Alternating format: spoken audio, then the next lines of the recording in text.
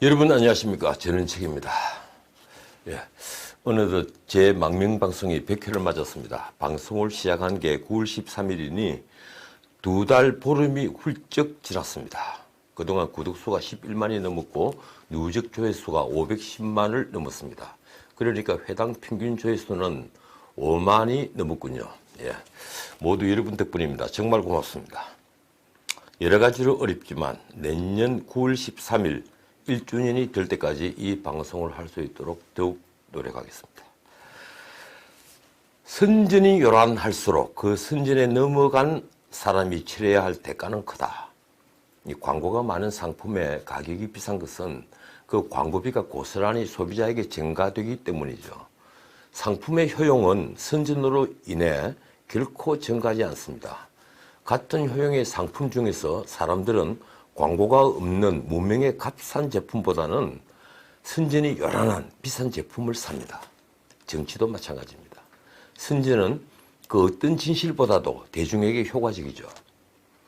대중은 정치인에게 표를 던지지만 결국은 조작된 이미지를 사는 것이 되는 겁니다. 값비싼 상품인 줄 알고 사는데 속은 텅 빈 허울 뿐인 상품인 때가 대부분인 게 그런 까닭입니다.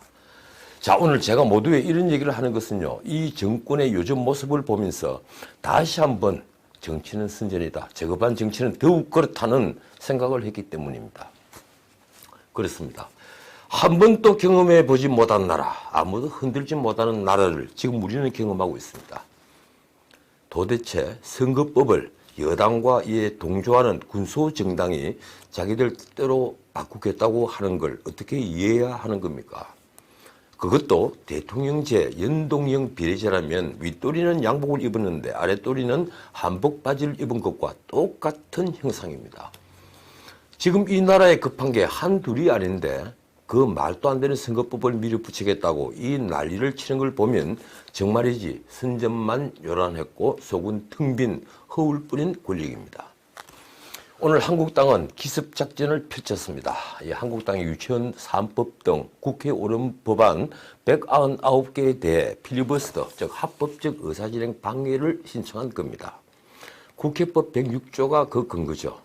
필리버스터 신청은 12월 3일 자동 부의되는 공수처 법안, 선거법안의 부의 자체를 사전에 막기 위한 고유육적인 조치입니다. 고육지게. 이 법안들이 부의되면 필리버스터를 하지 않을까 막연하게 생각하면서 그 대처법을 강구하던 민주당은 된통 한방 얻어맞은 셈이 되었습니다. 의원총회를 하면서 출사표를 던지는 장수처럼 비장한 모습으로 선거법, 공수처법 통과를 다짐하던 중에 허를 찔린 거죠. 그러니까 국회 선진화법을 악용해 선거법과 공수처법을 밀어붙이다가 국회 선진화법에 있는 필리버스터 조항이라는 데꼬복구를 만난 겁니다. 운명의 데꼬복구입니다. 그러고 보니 한국당 의원들은 온실속 화초라는 비아냥을 듣고는 있지만 머리만은 어째 잘 돌아가는 것 같습니다. 일부 언론엔 황교안의 극약 처방이라고 했지만 글쎄요, 제가 들은 바로는 미리 잘 짠 작전이 있었다고 하더군요. 어쨌든 한국당의 기습작전으로 국회는 멈춰섰습니다. 필리버스터는 제적의원 3분의 1 이상의 서명이 신청을 하면 의장은 무조건 받아들여야 하는데 이를 막기 위한 장치로는 제적의원 5분의 3이 찬성해야만 합니다. 그러니 민주당으로서는 황당한 상황에 맞닥뜨린 겁니다. 더욱이 민주당 역시 2016년 2월이죠. 테러방지법 표결 제지를 위해 9일간 필리버스터를 한 기억이 있으니 한국당의 필리버스터를 두고 뭐라고 할 말도 없는 처지입니다. 민주당 이해찬 대표는 체면을 완전히 구겼습니다. 그동안 선거법과 검찰개혁 법안을 반드시 통과시키겠다고 큰 소리를 쳐왔으니 얼마나 기가 막히겠습니까? 민주당은 오늘 국회 로텐더 앞 계단에서 한국당 규탄 대회라는 걸 열었습니다. 그것도 정말 웃기는 풍경이죠. 다수 여당이 소수 여당을 규탄하는 피켓을 들고 국회 안에서 시위를 벌였다. 얼마나 코미디 같은 풍경입니까? 이해찬 대표는 이 자리에서 울분을 토했습니다. 제가 30년 정치했지만 이런 꼴은 처음 봤다. 이게 상식적으로 말이 되느냐? 이해찬 대표님, 그러면 선거법을 상대당 동의 없이 패스트트랙으로 밀어붙인 전례라도 있었다는 겁니까? 그건 말이 되는 겁니까? 연동형 비례제라는 망외의 소득을 얻기 일보 직전에 좌초를 해버린 정의당 등 군소정당들은 오늘 일 좀 받았습니다. 성명 내용이 이렇습니다. 민생을 볼모로 한 필리버스터에 반대한다. 차라리 한국당은 총사퇴하라. 뭐 자신들도 사퇴하죠. 어쨌든 민주당은 지금 문희상 국회의장에게 본회의 개의를 미루어 달라고 요청을 했고 문의장은 본회의를 열지 않았습니다. 표결 정족수, 그러니까 재적 의원 절반이 본회의에 참석하지 않았다는 게 이유입니다. 일단 본회의가 열리면 필리버스터가 시작이 되고 정기국회가 끝날 때까지 그걸 막을 길은 없기 때문이죠. 그러나 그것도 민주당의 착각입니다. 해당 회기에 필리버스터를 진행하지 못한 경우에 다음 회기에도 그 신청 효력은 살아있다는 게 다수설이기 때문에 정기국회가 종료되고 곧 임시국회를 연다고 해도 민주당으로서는 한국당의 필리버스터를 막을 길은 현재로서는 없어 보입니다.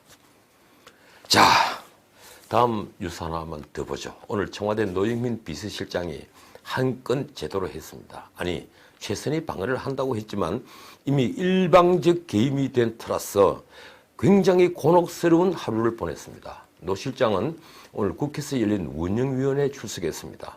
실장 세 사람이 다 출석했으니 비서들이 총 출동한 겁니다. 그는 지금까지 청와대에서 한 변명대로 비리에 대한 첩보는 신빙성을 판단한 뒤에 관계기관에 이첩했다. 그 이첩을 안 했으면 오히려 직무유기라고 강변했습니다. 참 기가 막히는 답변입니다.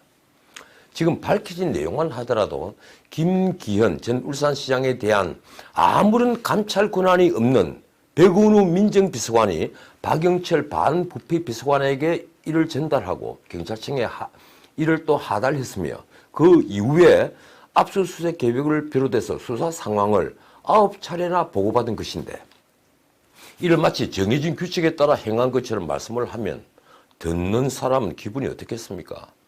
노 실장은 청와대가 김기현 시장 관련 수사를 압박한 적이 없다고도 했습니다. 그러면 청와대가 수사 상황은 왜 보고받은 것인가요?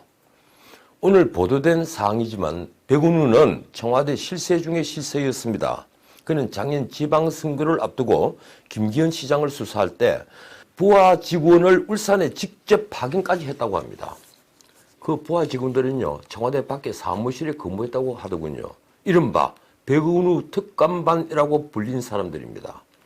어떻든 백운우는 이제 민정수석의 업무 범위를 넘어 직권을 남용하고 반부패 비서관실을 통해 김기현 시장 첩보를 경찰청에 하달했습니다. 감찰 반원까지 내려보내 수사 상황을 확인을 했으니 직권 남용죄의 핵심 피의자가 될 가능성이 거의 99.9% 아주 확실해졌습니다. 그런데 그 뒤는 누구일까요? 백운우가 끝일까요? 설마 백운우가 울산시장 선거에 개입할 이유를 다른 곳에서 찾지는 않겠죠. 그 튼 뒤의 권력을 밝히지 않고 꼬리 자르기를 한다면 정권의 명운이 걸리는 일이 될 겁니다. 노 실장의 변명은 계속됩니다. 이번엔 유재수에 대한 감찰 무마 의혹에 관련해서입니다. 당시 수사권이 없는 민정수석실에서 제한된 범위 내에서 조사를 한 후에 일정 정도의 문제점을 확인하고 인사조치하는 수준에서 정리하는 것으로 정무적 판단을 했다고 들었다. 이건 또 무슨 이상한 소리입니까? 수천만 원 뇌물을 받고 인사에 개입한 비리를 그저 일정 정도의 문제점이라고 하는 겁니까? 그래서 인사조치하는 수준에서 정리한다는 것이 민주당 수석 전문위원회를 거쳐서 부산시 경제부시장으로 영전하는 거였습니까? 차라리 유재수는 뒷배가 든든한 성골 사람이라서, 성골 분이라서 제가 개입할 수준의 사람은 아니었다고 하는 건 어떻습니까? 자, 오늘 이 사건의 진행 상황입니다. 어쨌든 오늘 노영민 실장은 자백 아닌 자백을 한 셈이 됐습니다. 그는 청와대가 김 시장 관련 첩보를 경찰에 이첩한 것도 시인했지만 더 중요한 것은 그 이후에 압수수색 계획도 보고받았다는 걸 시인한 겁니다. 그가 한 말은 이렇습니다. 압수수색 전에 이첩된 것에 대해 자료를 수집하고 있다는 보고를 받았고 압수수색 당시에는 20분 전에 보고받았다. 청와대가 단순히 첩보를 관계기관에 이첩하는 수준이라면 이런 보고를 받을 리는 전혀 없을 겁니다. 하긴 노 실장은 더 이상 거짓말을 할 수는 없었겠죠. 이미 검찰 수사에서 밝혀진 부분이 있으니 더 이상 시치미를 뗄 수도 없을 테니 말입니다. 한국당은 이제 검사 출신의 곽상도 의원을 위원장으로 친문 게이트 진상조사위원회를 만들었습니다. 이 나경원 원내대표는 문재인 정권의 부도덕성이 만천하에 드러나고 있다면서 울산시장 선거 개입 사건, 유재수 사건, 그리고 우리들 병원 불법 대출 사건을 3대 농단 사건이라고 했는데 그중에 가장 큰 사건을 울산시장 선거 개입 사건으로 보았습니다. 솔직히 이 사건 하나만이라도 선진민주정이라면 정권은 물러나야만 합니다. 만에 하나라도 권력이 직접 연루되었거나 은폐 가담을 했다면, 아니 그 수준이 아니라 범죄 눈 감은 것만으로도 탄핵 사유가 됐을 겁니다. 그만큼 선거 개입 사건은 반민주적 사건이기 때문입니다. 자, 오늘은 여기까지입니다. 인사를 드리기 전에 한 말씀만 드리죠. 지난 9월입니다. 해리 해리스 미국 대사는 국회 미래혁신 포럼 의원 10여 명을 관저로 불렀습니다. 이 자리에서 대한민국 국회의원들에게 이렇게 물었다고 하는군요. 문재인 대통령이 종북 좌파에 둘러싸여 있다는 기사가 있는데 사실이냐?